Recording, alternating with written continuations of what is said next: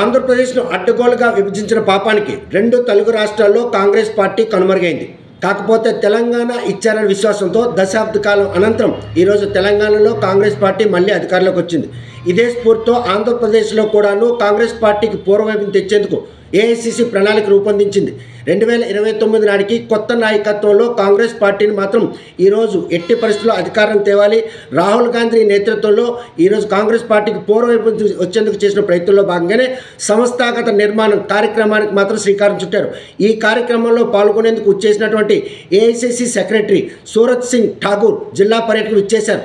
ఆయనకు జిల్లా పార్టీ అధ్యక్ష పదవి కోసం నామినేషన్లు ఇచ్చేవారి సంఖ్య వెల్లువెత్తారు. ఈ నామినేషన్లు పరిశీలించి జిల్లా పార్టీ అధ్యక్ష పగ్గాలను వారికి అప్పచెప్పనున్నారు.